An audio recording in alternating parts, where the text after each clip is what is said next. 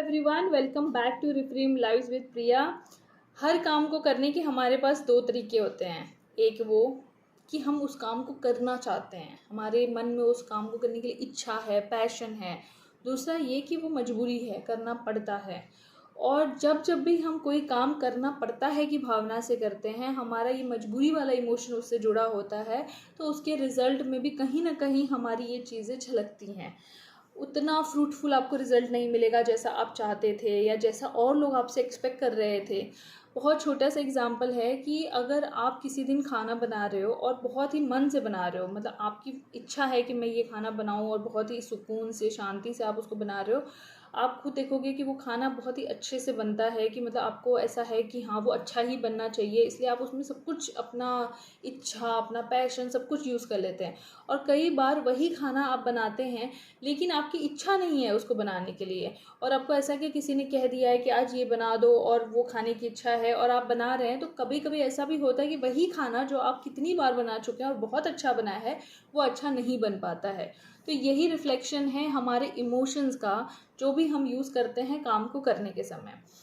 इसका एक और एग्जाम्पल ये है कि जैसे अक्सर ही हमसे कोई भी पूछ लेता है कि अरे आप इतना सब कुछ कैसे मैनेज कर लेते हो, या आप सुबह सुबह उठ के मतलब इतना लंच और सारा ब्रेकफास्ट वगैरह लेके आते हो या सारा काम करके आते हो, तो कितने बजे उठते हो। तो अक्सर ही हमारे मुंह से बाय डिफ़ॉल्ट निकल जाता है अरे 5 बजे उठना पड़ता है या फिर करना पड़ता है। तो वो जो करना पड़ता है, उठना पड़ता है ना, वो हमारी कहीं ना कहीं उस काम को लेकर हमारी एक मजबूरी दिखाती है। वो हमें ये नहीं बता रही है कि आप इच्छा से वो काम कर रहे हो, वो ये बता रही है कि आपको करना पड़ रहा है, आपकी मजबूरी है, इसलिए आप वो काम कर रहे हो। और इसीलिए उस काम के तरीके भी उतने फ्रूटफुल नहीं आएंगे, आपका पूरा दिन भी वैसे ही जाता है।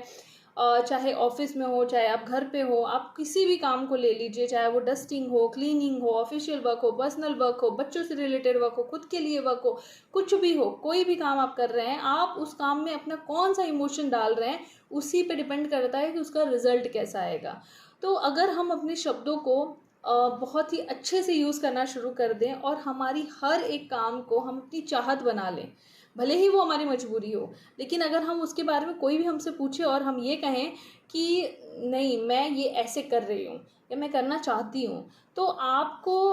कहीं ना कहीं उस काम से के प्रति आपका एक प्यार, एक लगाव दिखेगा, और उसका जो इमोशन है ना वो पॉजिटिव इमोशन हो जाएगा। और ये तो हम सब जानते हैं कि हम जो भी करते हैं उसके साथ हमारा जो भी इमोशन जुड़ा हुआ होता है वो हमारे ब्रेन को वही सिग्नल देता है। अगर हम किसी काम को कर रहे हैं और उसके साथ हमारा पॉजिटिव इमोशन जुड़ा है, तो वो पॉजिटिव सिग्नल देगा और उसका रिजल्ट भी बहुत ही पॉजिटिव आता है। और अगर हम किसी काम को कर तो रहे हैं, लेकिन अगर हम उसको मन से नहीं कर रहे हैं, खुशी से नहीं कर रहे हैं,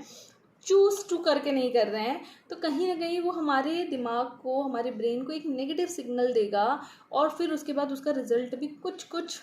ओके ओके सा आएगा। सो आई होप कि आपको समझ में आ रहा हो कि जब भी आप कोई काम करें, चाहे वो कोई भी काम हो, किसी भी तरह का काम हो, आप प्लीज़ उसको डिफ्रेंशिएट करिए कि आपको वो हैव टू नहीं है कि आपकी मजबूरी है कि आपको करना पड़ रहा है, बल्कि वो चूज़ टू है, आप वो करना चाहते हैं, आप उस चीज़ को बहुत ही उसका रिजल्ट फ्रूटफुल लाना चाहते हैं, आप उसको खुशी से कर रहे हैं। इसलिए जब भी आप किसी से बात करें, किसी से इंटरेक्ट करें, किसी भी काम को लेके, खुद को लेके, अपने बच्चों को लेके, अपनी फैमिली को लेके,